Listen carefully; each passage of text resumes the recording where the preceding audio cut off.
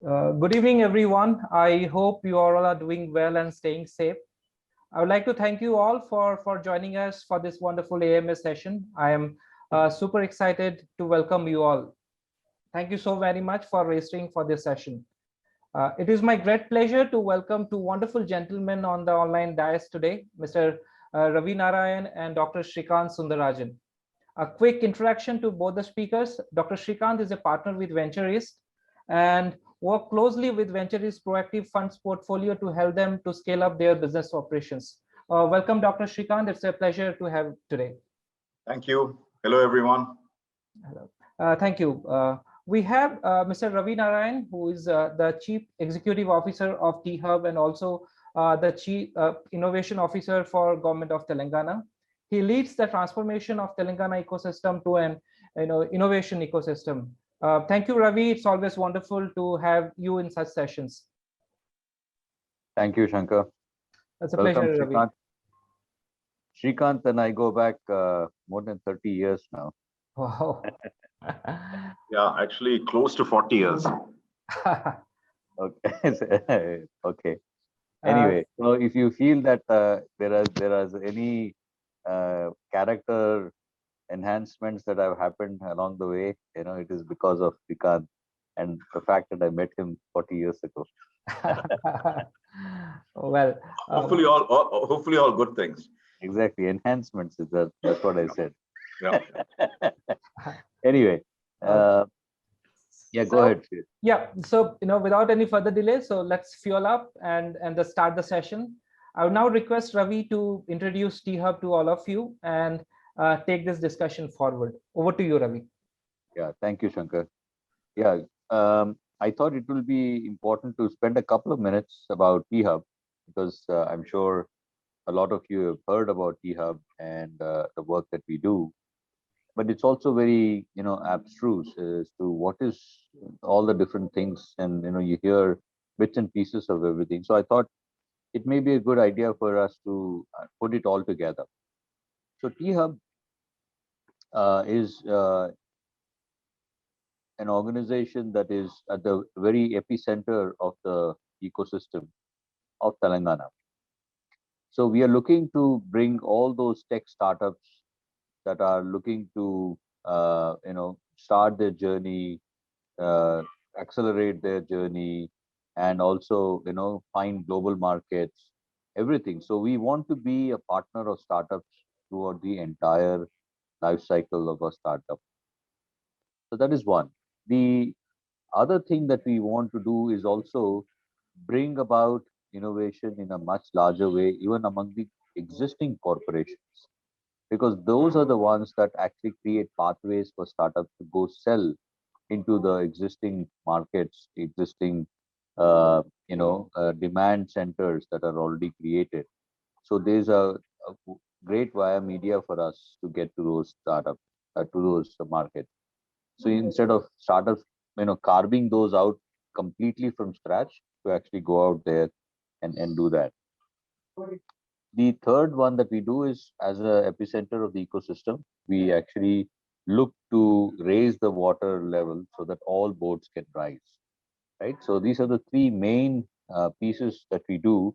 So this is depicted well in a picture. I'll just show you. Can you just go to that slide, please? Next one. Yeah. So this is the startup piece, which is the the supply of innovation, corporate innovation, which is the demand side of the innovation, and ecosystem is about building the entire thing so that we don't necessarily do it only in one piece and not for the entire ecosystem. So I think that's a comprehensive view. So what you will see is that we'll speak about each one of these separately. So you may feel that, okay, that's what we are, but at the end of the day, we are all of this put together.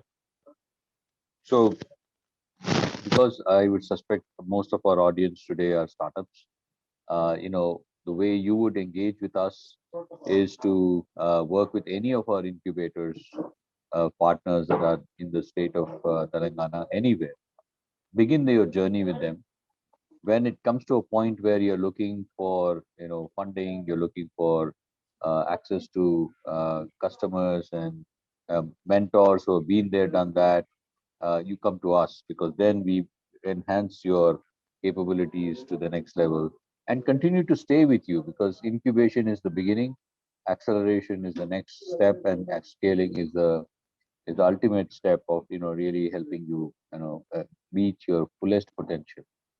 So we want to you want us to you want to look at us not as a oh, they only do this or they only do that. No, we want to be there for you for the entire life cycle. So that's the way we look upon ourselves. So we can help you throughout the process, and there are people who know you, who understand your challenges, and are able to create that next level of growth for you as we go along. So that's kind of a quick introduction. Today's session is very important because we're going through the second wave. It's looking to be under control, but at the same time, what we had thought would be the extent of changes that will happen, those have not necessarily settled down. That they continue to be more changes, and so on. So what I will do is I will start with certain a poll that we did just recently on LinkedIn, and we asked all of you as to what are the 4 major challenges that you're facing, and those in order of how you voted, I would like to talk about. So first is what matters in a startup pitch. Seemed to be one of the biggest questions that you had as you are going through this pandemic today. 50% of you said that is the question that I need answered in this AMA. The second one is, what does ideal traction look like? That was a question that was asked by 24% of you. And then there was another question which is about what are the VC preferences in this time. That seemed to get 17% of you saying that's what you want to know. And then the fourth one was which founder trait matter, and that was only asked by 9% of you. So that's very interesting. While most of our investment decisions by VCs, investors are made based on founders and their traits and the team and its constitution, that seemed to be the fourth amongst the 4 questions that you asked. But anyway, just to get things started, I will ask Srikanth the first question that seems to be on the top of your mind. Get that out of the way, because I feel a lot of you have that question. The question for you, Srikanth, is what matters in a startup pitch? I think it's very important to kind of work from grounds up as well as top down. So what matters is obviously precision, brevity, and intellectual honesty, so that like everything comes across very clearly. Quite often what tends to happen is people actually put in a lot of stuff in their pitch, and very soon you lose the audience. It's very important to kind of focus on what you're trying to solve, how you're going to solve it, why you're better, why your team is stellar, and why you think you can actually make this business scale. So that's very, very important. If that doesn't come across in the first 5-7 minutes, I think it becomes very difficult. And usually, how long do you expect the startup to pitch to you? I mean, I'm sure there are different versions of this. The first time they meet you, how do they? First time, I would expect at least about half an hour to 45 minutes, Ravi. But typically during the process, once you check out and you're going in the right direction, and then you have essentially what we call an IC meeting, where they have to pitch to the entire partnership, that could be an hour, hour and a half. But if they catch you in an elevator or a lift, how long do they have to catch your interest? Depends on what I'm doing in the elevator. But but typically, I think a lot of people say elevator pitch, elevator pitch. I mean, for me, that doesn't actually get my goat. I mean, I think precision, even if it is 15, 20, 30 minutes, as long as you can articulate clearly and not, because half the problem with startup pitches is it starts sounding like I would like to do this, like that. So a lot of it is a lot of kind of how should I put it, analogies and comparisons, which may not do you justice. But like, unfortunately, people fall in that trap. saying, I want to be the Uber of healthcare. I don't know what that means. Or I'd like to do what Big Basket is doing to the education industry. I mean, I'm just giving you some examples, but people love to kind of position that as a pitch, hoping that at least it'll catch the attention. As far as I'm concerned, it's basically precision as far as what you're trying to accomplish, clear articulation, clear positioning vis-a-vis competition, why you think you've actually been successful so far or will be successful, and how do you think you can scale. So those are very, very important. Great. Okay. Let me ask you the second question that we had in our poll. What does the ideal traction look like? How do you define it? So I'll qualify that question, Ravi. Depends on if you're a B2B play or if you're a B2C play.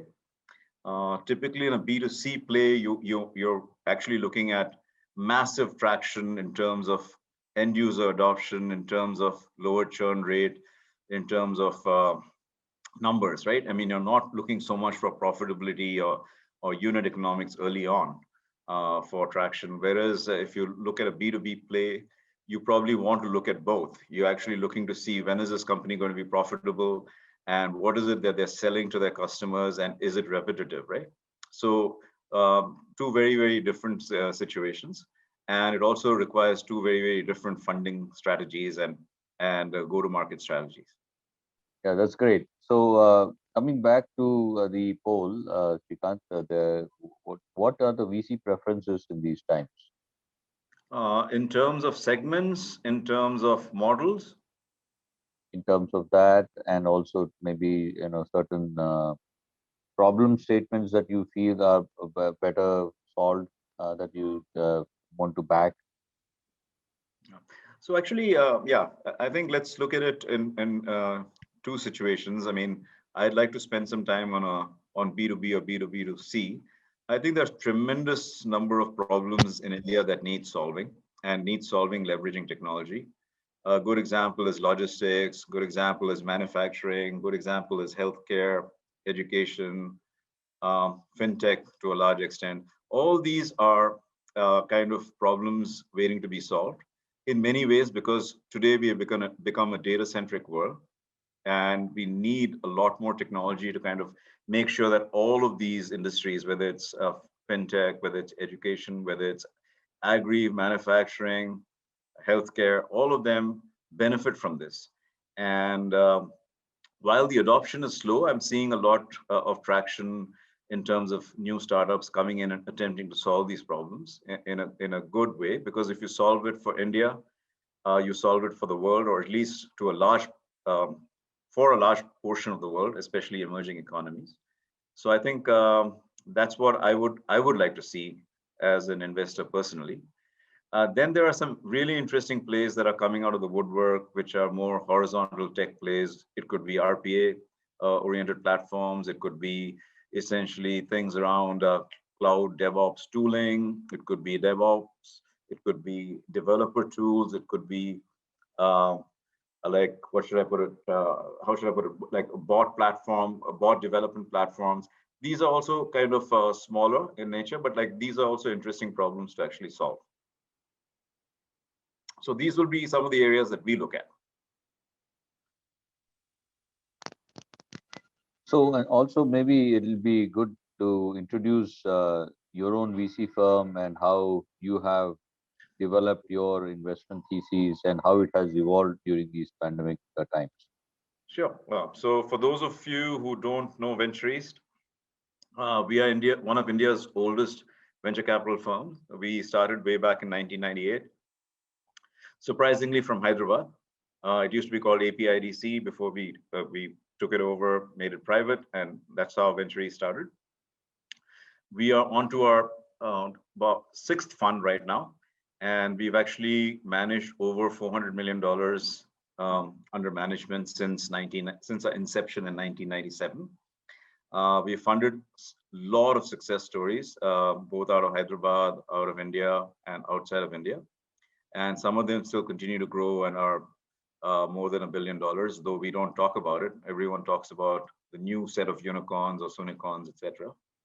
And our current portfolio also has some very, very cool companies like MoEngage and ACO, and more recently, OS Labs and OS, Econ Care and Healthcare, iNotion, Education, all of the, and Infinite Uptime in Manufacturing, 4.0. We've just recently invested in another very cool company called Cron.ai, and you'll see a couple more. So we are pretty excited about what we have done. As far as the thesis more recently, Ravi, I think it hasn't changed much. I think I just highlighted exactly what we look for in terms of investment. So that hasn't changed much. What we are looking for is more and more leverage, not so much leverage, but core use of technology. Core use of technology so that we can actually kind of see some good disruption happening in the fintech space, in the manufacturing space, healthcare, education. So, and I think this recent pandemic or the second wave has just continued to emphasize that. So we've seen a whole bunch of our companies actually start to do really well because they've actually leveraged technology as opposed to having a lot of execution on the ground. So I think, hope that answers your question somewhat holistically. Yeah, indeed.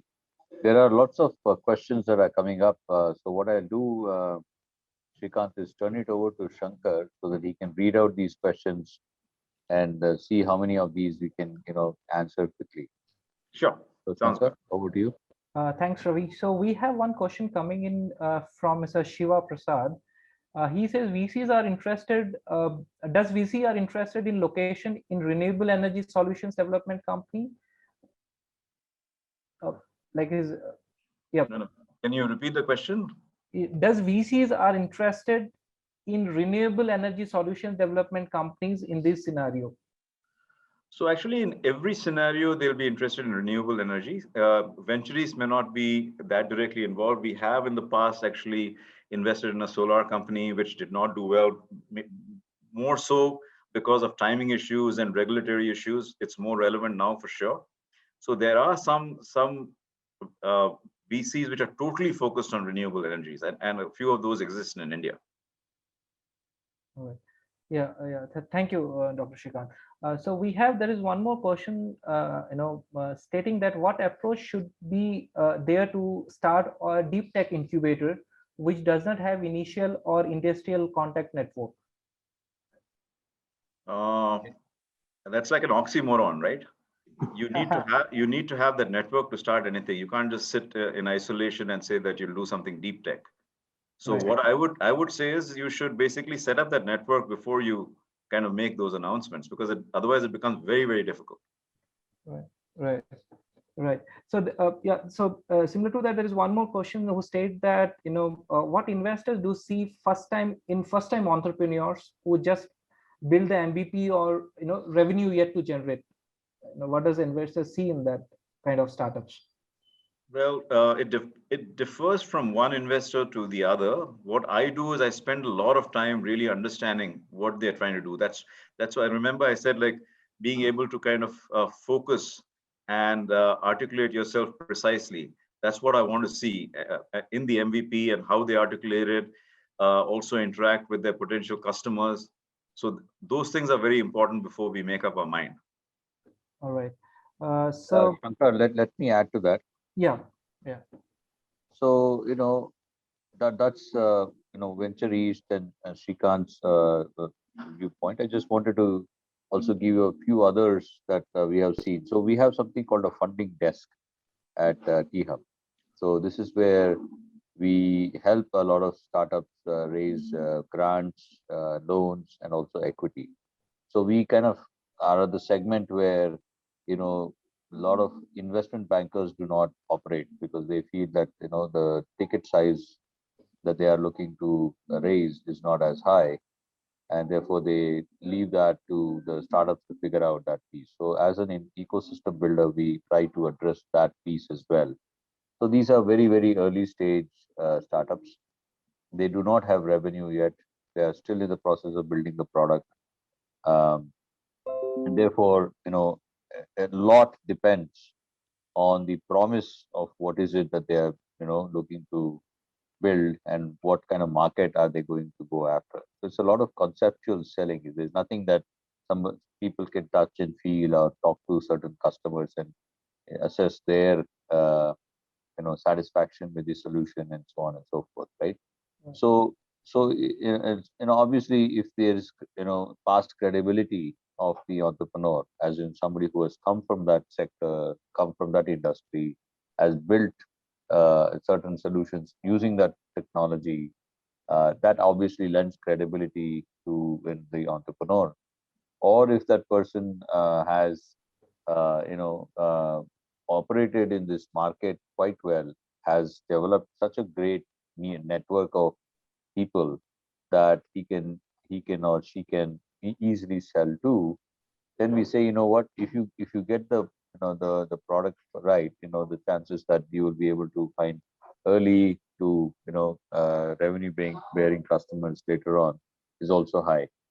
But again, a lot of these kinds of things work very well in a market like the US, which is fairly mature, or rather very mature, and therefore, early stage investments, truly venture capital coming into that early stages does happen.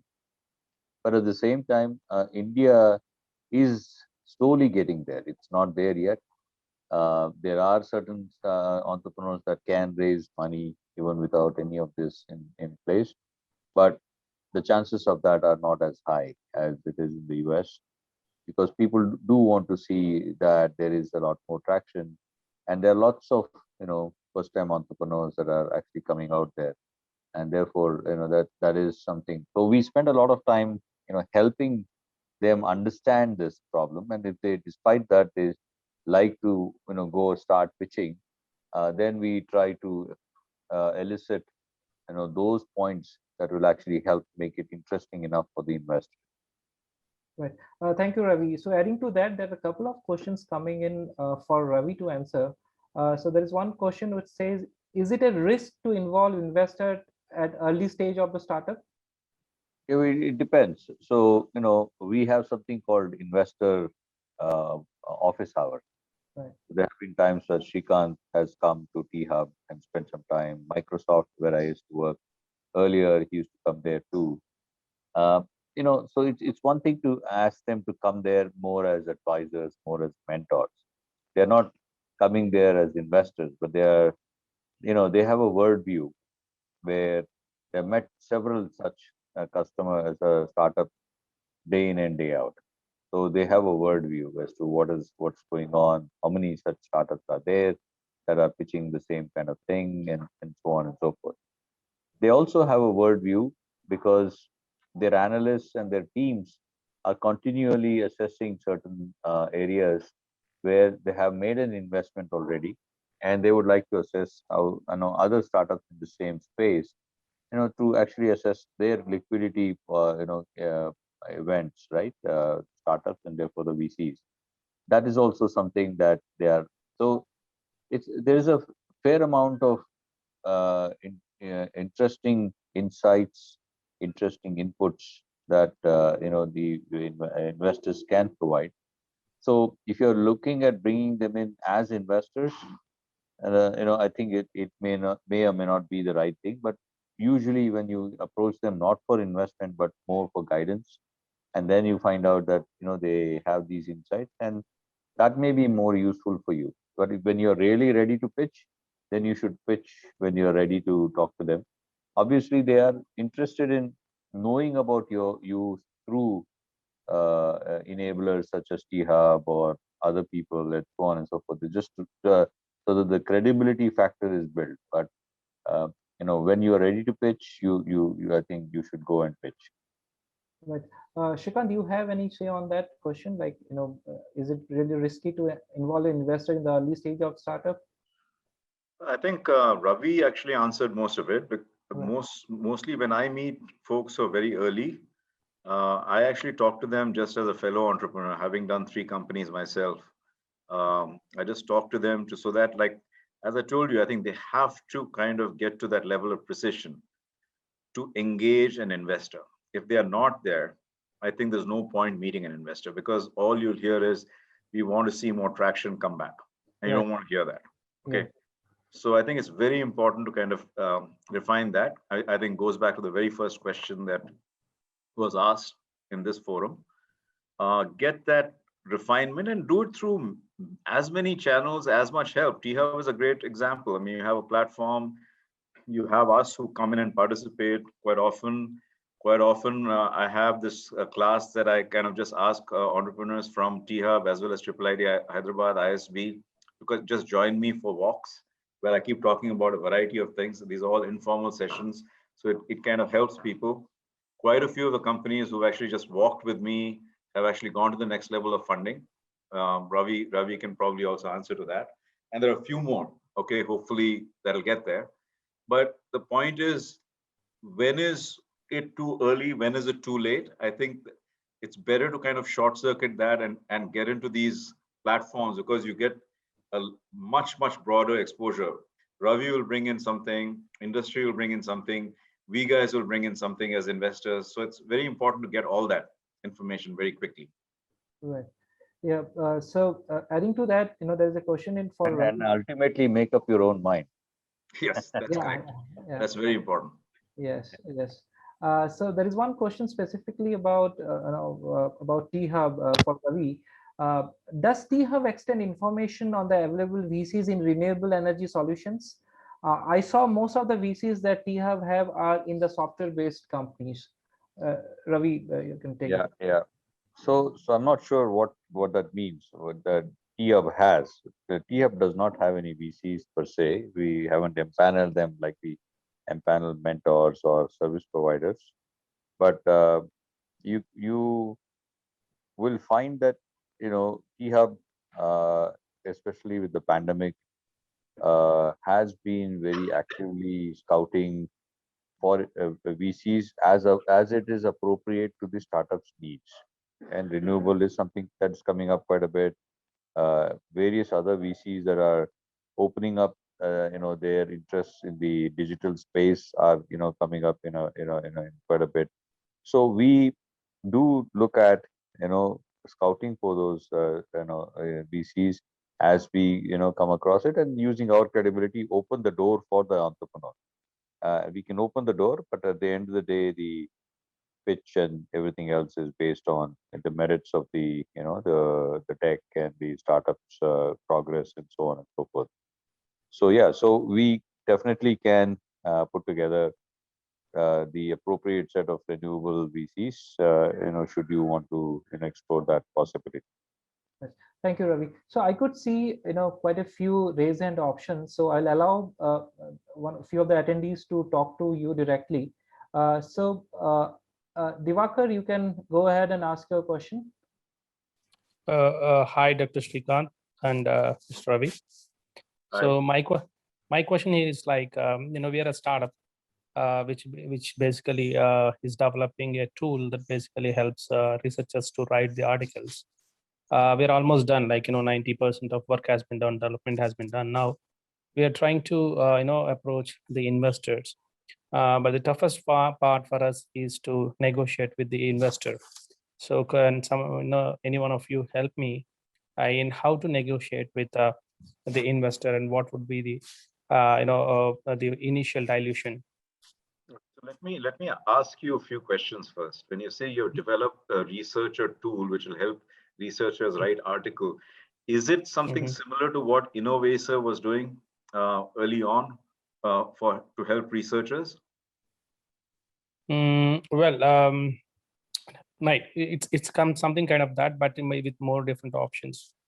Okay, so Innovacer had huge problems because I'm also an angel investor there. Innovacer had huge problems because that broad-based problem, while it was solving, was useful. It wasn't actually getting enough revenue traction. And so essentially for a longest period, they were stuck with some decent angel investors like the founder of Helion, founder of Axel, few other VC funds, other kind of network, right? And only when they kind of modified it and went into the pharma space, where they basically started kind of looking at like practical commercial research for comparative purposes, they started actually getting a lot more traction. So I think this is just one hint to you, okay? I'll just leave it at that. Now Okay. let's go back to negotiation, right? Yes. I'll ask you a couple more questions. How many people have you talked to? Well, 3 people so far. And what have they said? Share only information that you want to share. Okay. Okay, no problem. So the problem is like, we are not we're getting in touch with the investors directly. So there'll be like, 2 to 3 people who are helping us in getting the investors, the moment that we talk to the investors are actually, showing interest upon our product. But the problem is the middle person who actually, introduce us to the investors, is actually making the deal. That's the problem. Like he's driving the deal. Who are these people? Are they just friends or are they Yeah. investment bankers? No, friends. And how are they making the deal? Sorry, sir. Can you? How are they making the deal? Well, actually, they're driving the deal, because I do not have much network, in the international market. I had to, request or I had to seek the help of my, friends of friends or linked friends.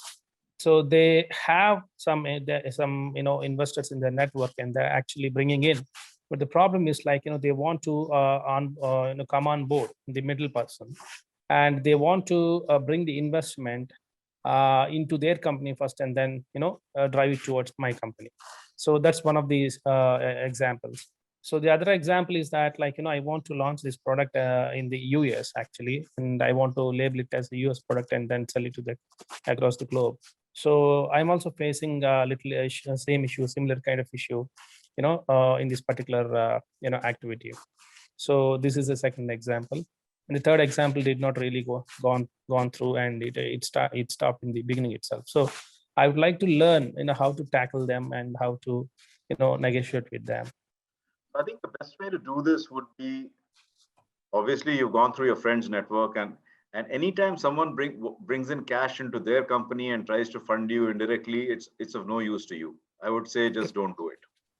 Okay, thank you. I would rather that you kind of engage some decent investment bankers which are recommended by your friend, or maybe they understand the space. Like for example, as soon as you mentioned what your platform was, I was able to at least relate it to Innovaccer. So there might be people like that who understand that. Right?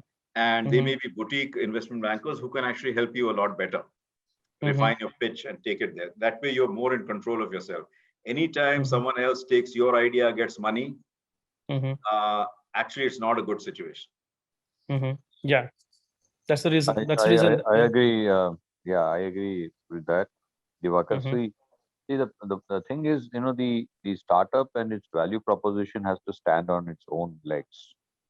All these other things that you're doing, as in having somebody else do some of the pitching and or interfacing with the investors or with the market, so on and so forth, are temporary fixes.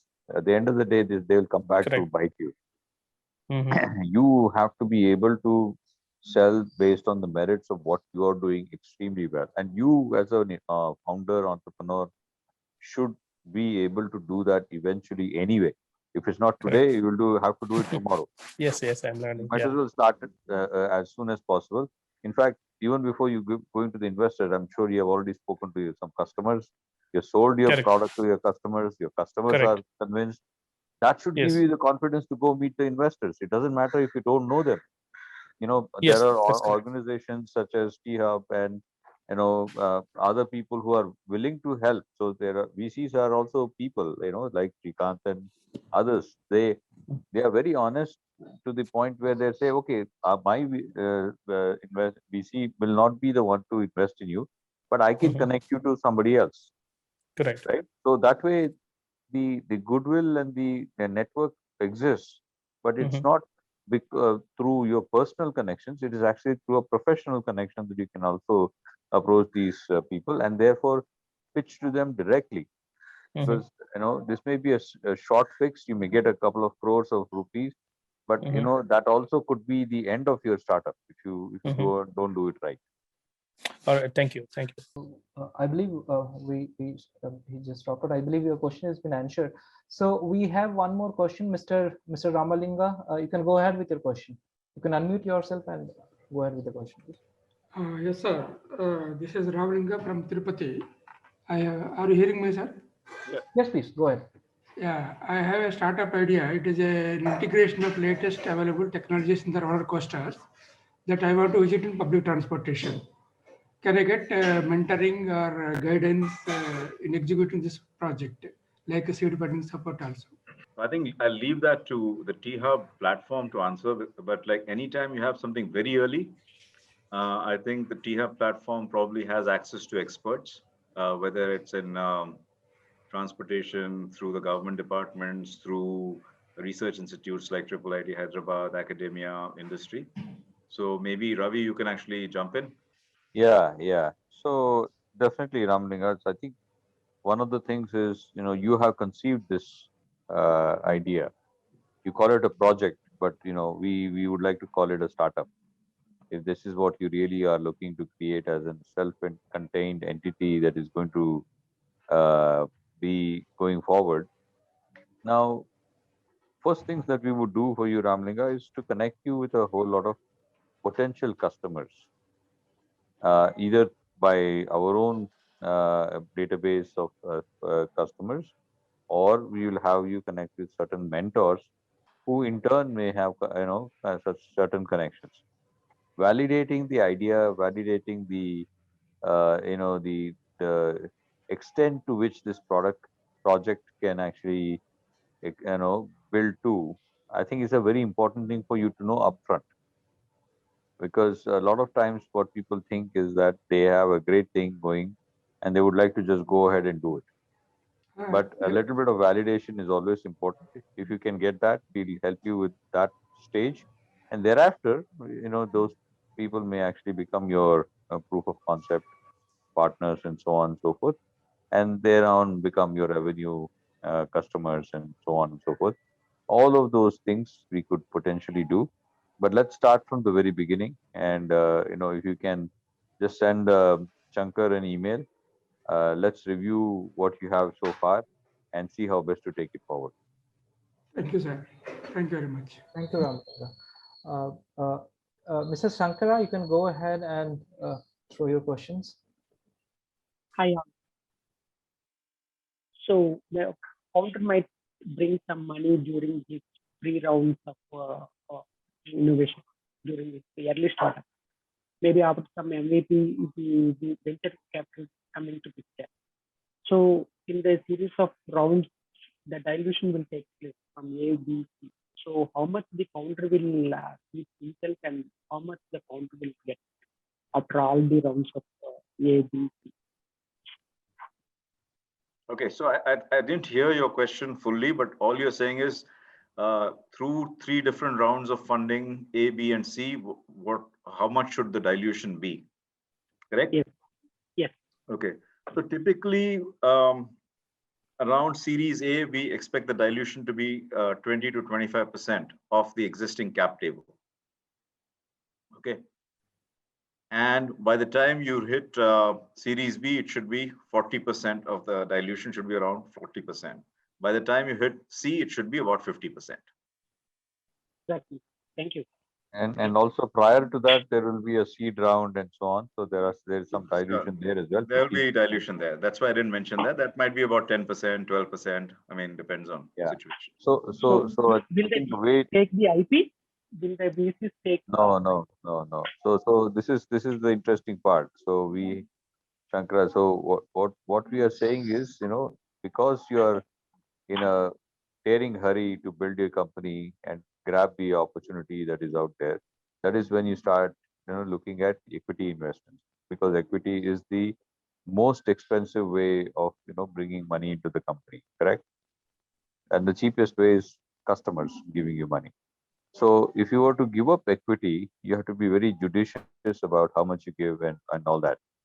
So you have to be cognizant of the fact that these are the numbers, what Srikanth mentioned and what I mentioned about the seed round. These are the numbers that primarily are the approximate numbers. Now you have to be ready to do these kinds of divestments, dilution as you go along. Now that also means that comes to the question that you asked about what does it mean for you? as founders? Do you have enough stake in the company, having worked so hard and taken all those risks and brought it to this level? So these dilutions will tell you the numbers that you're going to be ending up. But if the company continues to be, increasing in valuation, you can sustain these dilutions, and that really does not change, because even though in terms of percentage it may be small, the value of that percentage may be very, very, very lucrative, right? So that is what you are continually optimizing for. So Ravi, let me just jump in and give a few examples from our past. So for example, we are in a combination of roles between pre-Helion, Helion, and Venturis, which is where I was as a investor. We've done some really cool investments, including Flipkart, Make My Trip, Red Bus, Big Basket, Ola, you name it, like right now, Whatfix, MoEngage. Several of these companies have done really well. They've all kind of gone past the $200 million mark to the $1 billion mark. And if you look at certain companies, like a good example would be Big Basket. I think the founders have together might own just 10% of the company, but it's worth $1 billion. So 10% itself is $100 million. That's basically what Ravi was alluding to, right? So you have to decide when to take in the money, why to take in the money, and then scale. Okay. If you think you don't need the money, that's obviously the best solution, because you can actually build your company without dilution, and you will actually maximize. So good examples of these companies are also there. Like if you look at Zerodha, if you look at Ease My Trip recently, they are basically self-funded. If you look at MRL Postnet, which got acquired for $150 million last year out of Hyderabad, basically, again, self-funded. So that way the founders actually make out more. So it's just a kind of balancing act between timing, when you need the money, why do you need the money? You want market leadership, then you drive it forward. The second question that you asked was, will the IP go off to the investor? Typically, no, because they're investing in your company as shareholders. So they also are shareholders. So they won't take the IP away. Now, what tends to happen is you might actually run the company into the ground, and you might do something shady. I'm not saying you will do something shady, but like something might happen in terms of financial irregularity, or which is a very, very important point I want to make, because when you are actually raising finances, make sure your house is in order in terms of governance and all the financial aspects. I mean, there are no shortcuts there, because you're taking money from an institution which is also taking money from other institutions. It's very, very important. And so if you do something strange, there will be some negative caveats in your shareholder agreements, which you have to sign. And that might actually say that you will have to put your IP or company or pledge it. Okay, things like that could be there. So that has also happened in the past. I'm just letting you know. Maybe may I ask one last question? So there are so many agreements, simple agreements or some agreements that was made by Y Combinator circulating around the internet. So all the clauses similar to each and every VCs? Broadly, they're similar, Shankara, but like there will be some changes depending on the situation, because when someone comes in very early, some of the clauses may be very generic. As they come in later and they're putting in more money, it may be more specific. Thank you, Dr. Srikanth. Great. Thank you. Yeah, so I would request the attendees to keep the questions short, and because we have around 30+ questions coming in. So the next would be Mr. Anand. Please go ahead, and who do you want to address your question to?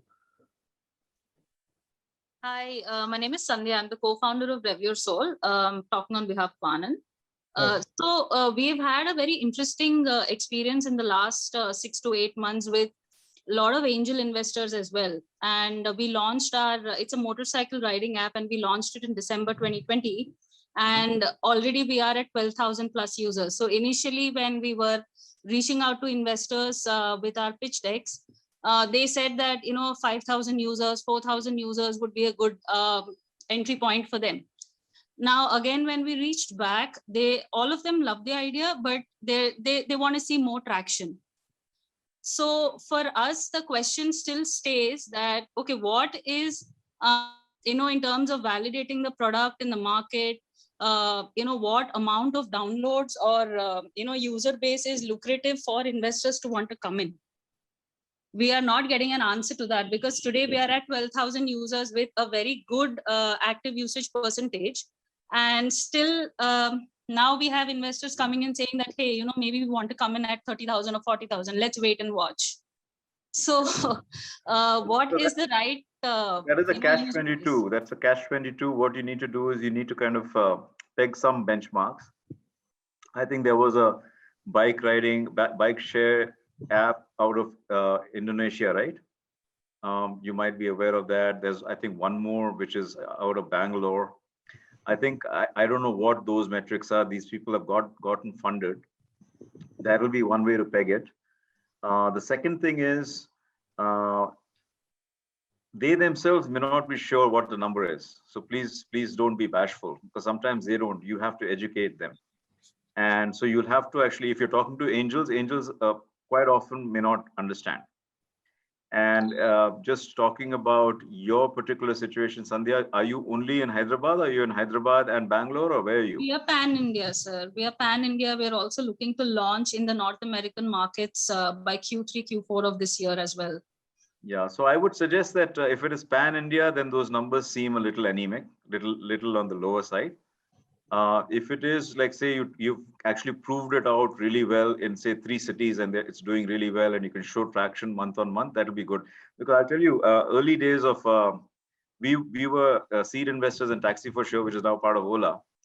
Early days, it was a real pain to actually establish any kind of benchmarks in terms of downloads, number of rides, essentially churn, etc. It took a while because the entire ecosystem was still kind of morphing. In your situation, I think it has morphed a little bit because there are some existing plays. So you should be able to at least get equivalent benchmarks. Are you able to do that? Sir, I'll just pause you there, because we are effectively the first movers, because we are not a ride sharing or bike sharing app. We are a motorcycle riding app where users can connect and participate in rides and things. It's more of a social network or a community building. So there was one such company out of Hyderabad. I remember talking to them in T-Hub. Is it yours? Throttle. No. So they have shut shop last year. We connected with the founders. Yeah. Okay, I remember that. It was kind of a social thing where they were actually kind of doing a lot of events around bike riding and all that. Yeah, absolutely. Yes. So I think then these numbers, I think as long as they're growing, it's difficult for me to say, because they also spend some time with me. Of course, I'm not a B2C kind of a person, neither do I kind of, I'm an expert in this, but like, I basically think that if there is some kind, if you are the first mover worldwide, then I think you will have to kind of basically set some benchmarks yourself. Got it. Yeah. If you're not first movers, you'll at least have 1 or 2 equivalents which are out there, right? Or you go for cohorts. Is there basically a similar thing for certain types of cars? Or is there a similar thing for certain kinds of activities? And does it actually match up, right? I think you'll have to bring that into play. Okay. Got it. Just one more thing I'll add to it, Sandhya. So first, just generalizing what he said. You don't expect the investors to always know everything that is to be known, right? That is one thing. Sorry, I'm in an airport, so it's a little noisy. The other thing is, sometimes when you raise the money, you should also very specifically speak about what is it that they will be able to see, in a short period of time. So let's say you're raising, say, 2 crores. Having invested 2 crores, if the 12,000 becomes, say, 25,000, and you're able to demonstrate that through whatever analysis or some contracts that you signed and so on and so forth, then it becomes much more real for them, because otherwise they're just trying to guess alongside you. Yeah, that's something we are actually providing them, the entire analysis, and in terms of the projections also, all data backed by what we have achieved in these 5 months. So we are Okay, good, able to good. provide that. Yes. Yeah, I think Sandhya, just look for some decent cohorts. Okay. If you can look for some cohorts, either maybe folks who love driving a certain brand of cars or type of cars, or maybe people who try to do some kind of ecotourism of a particular nature. I don't know if it all comes together. That will be a way to kind of say, okay, this is how the traction was, and this is how we expect it to grow. And to a large extent, when I look at this whole thing about bike riding experiences and the social community, etc., typically you're better off actually being in places like the US or the West, where the affordability is there and people like doing that. Okay. In India, I think the audience may be a little limited. So even though your traction in your mind is actually good and probably is very, very good, because your entire market size might be only some 3 lakhs or 4 lakhs, right? Of people on a regular basis. I think it may be good to even look at doing this very early outside and see how it works. Okay. Thank you. Thank you so much for your feedback. Thank you. Thank you for your question. Ravi, there is a question coming in stating that with the economic uncertainties right now, what is the Hyderabad funding ecosystem is doing for the survival of the startups here?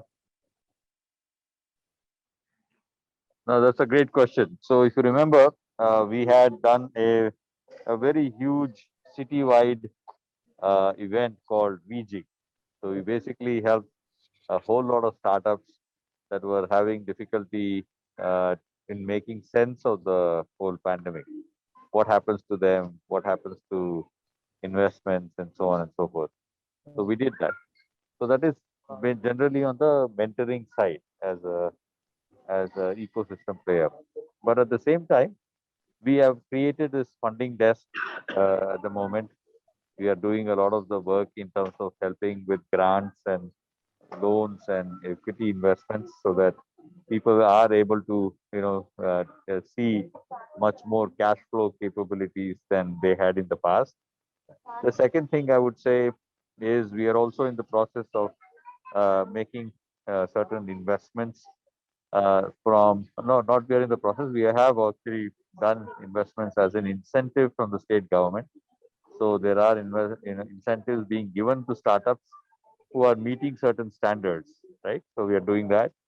The third one is we are in the process of now creating a fund to invest in startups so that whoever is promising do not necessarily run out of fuel, as they are continuing their journey or pivoting and establishing the new pivot and so on in their so we are doing all the three of them. Thank you, Ravi. Shrikant, you want to just add on to this, if at all? I think I would not just focus on Hyderabad because unfortunately or fortunately, we are pan-India.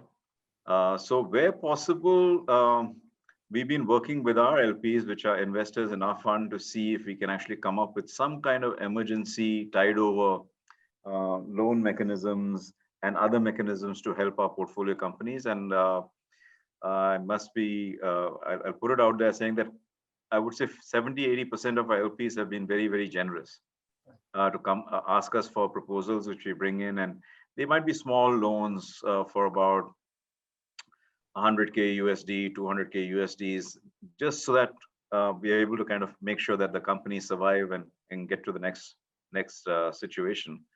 So we've had a couple of those also happen, and I think that'll continue to happen. So it's not less to do with Hyderabad. Let's put it that way. Adding to that, Shrikant, there is one more question that states that for the next 18-24 months or so, which sectors or industries are VCs are looking for and why? Basically, anything that reduces dependencies on human intervention is what is going to do well, and that is independent of sector, in my opinion. As I told you early on, manufacturing, healthcare. I'll give you examples. Manufacturing, we have a company called Infinite Uptime, which is going to improve manufacturing without actually too much of human intervention. Dozy is another very cool company, which is basically going to improve the outcomes in ICUs without human interventions. So these are the kind of plays, because whether you like it or not, even after 18 to 24 months, everyone's life will change. Okay. And people need to understand that people are looking for more and more automation, more and more precision, more and more efficiency. Those are the kind of plays that we're looking at. For example, education predominantly will move more online with little bit of offline interaction. So how does one handle it? Say, for example, the high school situation, then high school to college. And how do you actually administer all this? Because whether you like it or not, you're still going to have this issue of the pandemic and the virus around. It's not going to be gone. So our lives are going to change. So those are the kind of, or work from home. How do you improve work from home situations? How do you actually kind of deal with a large volume of data given 5G with security? So these are all some of the spaces that we are actually looking at very, very proactively. And I think there'll be some really cool solutions coming out, at least in the next few months. Right. So we have Mr. Suresh who just want to ask a question. Suresh, please go ahead, unmute yourself and address your question.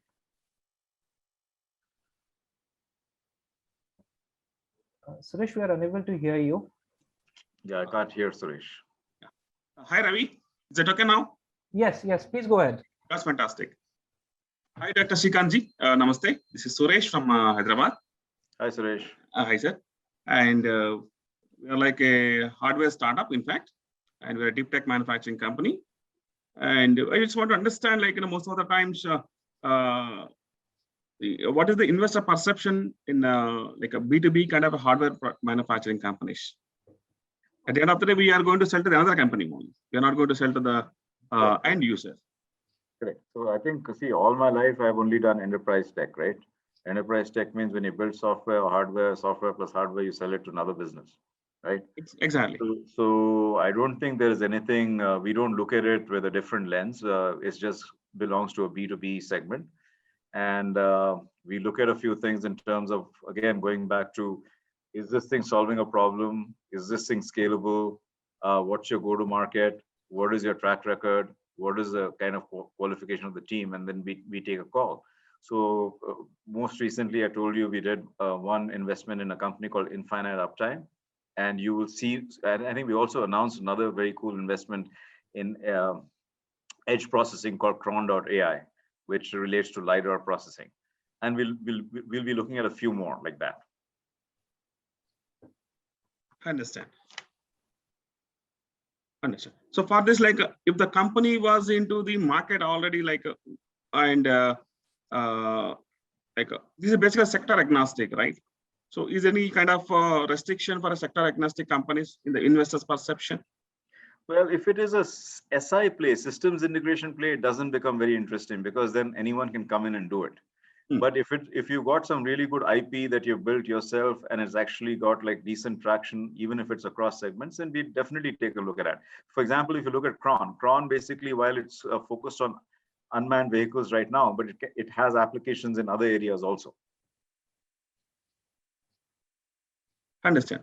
So then we are eligible to connect with the VC platforms too then. Yeah, so I think the main thing for a VC is you should show some traction, as Ravi was pointing out. So if it's very early, I would kind of encourage you to kind of join T-Hub's incubation kind of cycle, because you get access to a whole bunch of people, including me, including other folks like me, including experts, including industry folks, and fine tune it so that the value proposition is there and you're able to show some real traction. When I say real traction, it means real paying customers, right? Yes. Yeah. Got it, Dr. Srikanth. Got it. Yeah. Thank you, Suresh. Thank you. Ravi, there's a question coming in stating that how long would raising investment typically take for pre-series A or series B, and what the runway should be ideal to have before going in for a fundraise? Shall I take that, or Ravi, you want to take it? Sure, I can take it. Yeah. I hope this is the last question. Yes, Before- this is the last question. Yeah. Yeah. Have they announced your flight? Yeah, they're boarding it right now. Okay, just answer quickly. I'll kind of handle longer Yeah, so typical, seed or angel funding happens around 6 to 9 months from the time you start. So don't think that only if you raise money will you be able to start your company. You should build something to be able to excite the angel investors and the seed investors to get there. Thereafter, maybe it may take another year for you to get a Series A going, and maybe another year after that to do a Series B. So this is typically the kind of timelines, and it hasn't changed in the pandemic. It has continued to stay the same way. So that is the good thing. The runway, obviously, for you is to be able to get to the next milestone. So if you don't have enough money to get to the next milestone, which is your next round of funding, then obviously you need to be able to, resource yourself into doing that. Multiple ways that we just talked about, all the way from, getting convertible loans to just regular loans to, whatever traction that you can get from customers, revenues from customers. All of those things are important. So all of that has to be taken into account, as you make progress from, early days to Series A to B and onwards. Right. Srikanth, you want to add something to that? No, I think to a large extent, Ravi is right. But like I would like to give you practical advice. Suppose you have the key thing is to understand your cash flow. And I keep trying to tell this to all kind of entrepreneurs. They have a very poor handle on their cash flow. They don't even actually kind of look at it on a monthly basis or a bi-weekly basis. Please do that. That'll give you enough indication on what you're spending your money on, whether it's useful or not, and make sure that you've got it all kind of aligned. And then when you're saying that I want to raise money in 6 months, assume it's going to take twice that amount of time and make sure that you have enough cash. If you don't, then you will struggle. And you don't want to go out last minute and try to raise money and actually give a lot of discount to the next round, because that'll actually screw your next round up. All right. Thanks, Srikanth. Thank Ravi. I believe we are on time. It's already 6:06.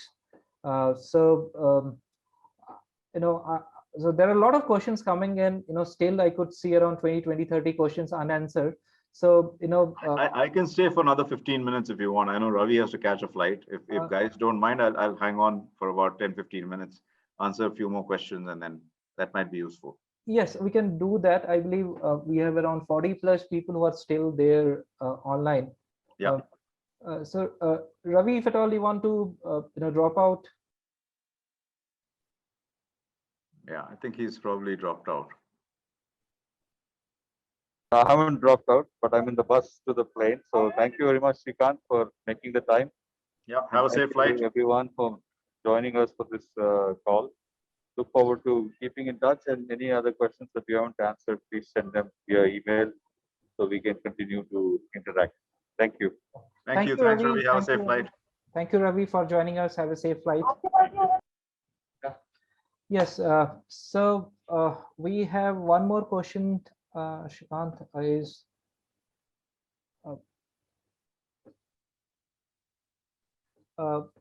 kind of returns VCs expect in post-COVID times from early stage startups. So that was a question from Mr. Tarun Kohli. Well, actually, as Ravi says, not much has changed. I think there's some good companies coming. Our timelines haven't changed. So whenever we pick a company, we expect it to at least do somewhere between a 5 and a 10x if we kind of get in early. So that will continue to be the case. Right. So there's one more question that states, when does an investor consider a startup to have validated its product in the market, especially if it's a consumer tech app? If it's a consumer tech app, obviously number of consumers using it, revenue traction in terms of unit economics, reduced churn. So those are all very, very important. And you need to have some decent benchmarks with equivalents. Like I think Sandhya was pointing out earlier, you need to have essentially a cohort or an equivalent, which shows traction. Yeah, adding to that, Srikanth, there's one more question that states, venture capital funds are getting bigger with large funds being in market. But are the big funds generally looking for anything new? So typically, the larger the fund, they will come in a little later. So they will basically come in Series B, C, D. But most of these large funds also have something called a very early stage program, like Sequoia has something called Surge, and Alari has something called K-Start, and a few others. Lightspeed has something else. So they actually cover both sides of the spectrum. But for the most part, if you're a large fund, you'd like to actually get in with larger checks, which is Series B, Series C, Series D. Right. So there's one more question that said, raising money from existing investors, thematically focused firms, or by leveraging key existing partnerships. So something to deal with the leveraging existing partnership, or they can look for new investors. Yeah, but I don't understand the context. The question is not very clear. Right. So, anyways, we'll jump to the next. If the person can. Yes, if you can raise a hand. This is an anonymous question. If you can use the raise hand option to talk to Dr. Srikanth directly.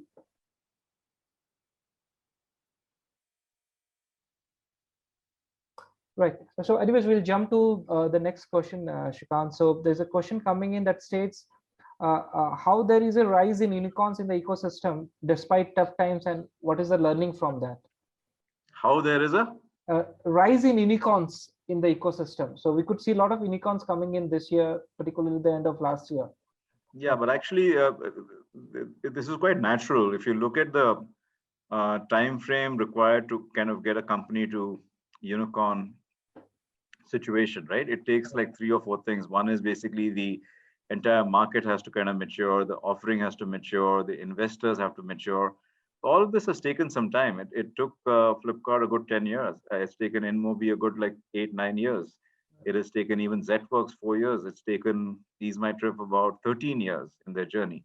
So a lot of people kind of are under the misimpression that suddenly something happened and we got a lot of unicorns. That to some extent has happened because obviously China was not a great, should I put it, a great destination. So I think that's important to understand. So maybe that has a little positive impact in terms of more funding coming in. But like I think people shouldn't forget that it's taken that much time, and we've got to about 40-50 unicorns right now. Right. But if you look at it in the same time span, we must have actually had 5,000 to 10,000 startups. Right. Yes. Okay. And so you need to kind of keep that ratio in your mind. The other thing people keep saying, oh yeah, cool, everything is a startup. You got to understand, even in the Silicon Valley where I did my first startup, I'm talking about 1991. Some of you folks who are attending this wouldn't have been born. The VC ecosystem in the US is 60 years old. In India, it's only 15 years old. So please understand that.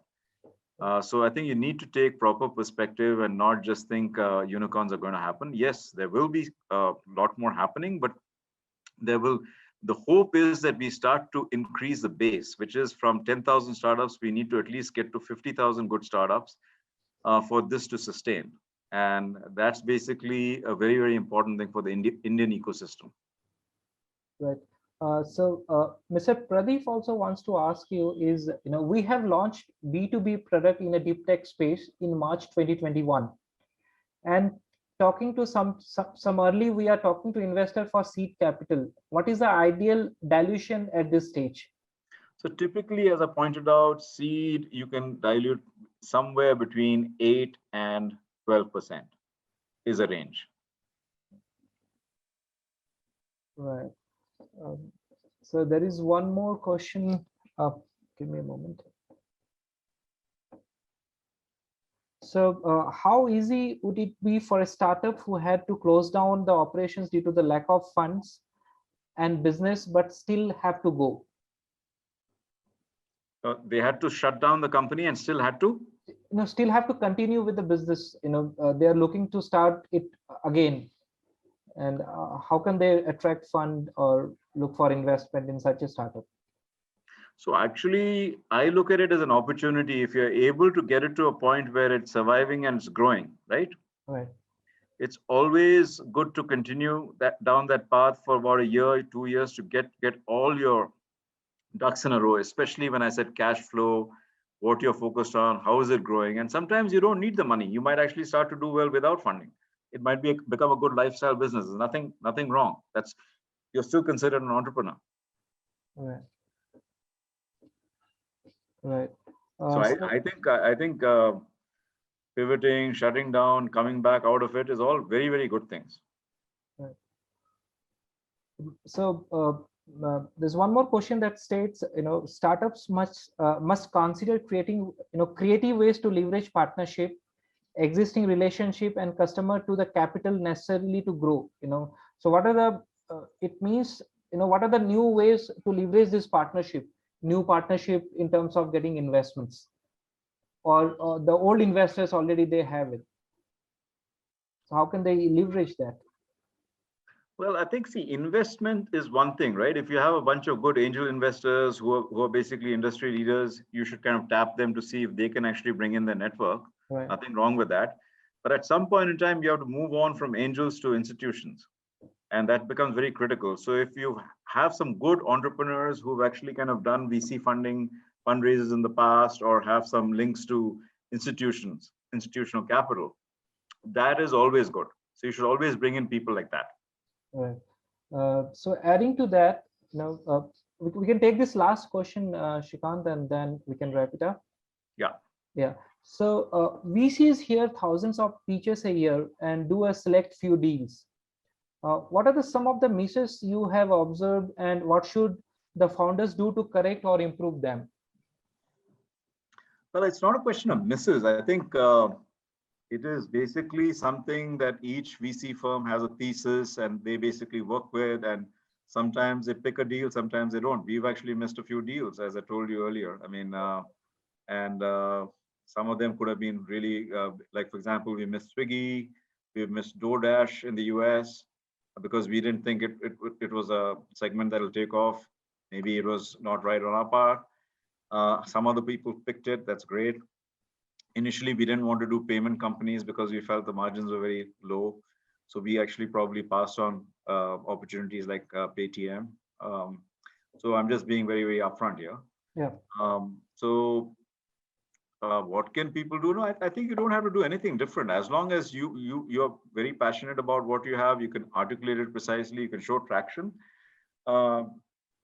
You can actually find the right investors. You don't have to necessarily get it from Venturi, so you don't have to get it from Axel or a Sequoia. There might be a better investor for you out there. Right.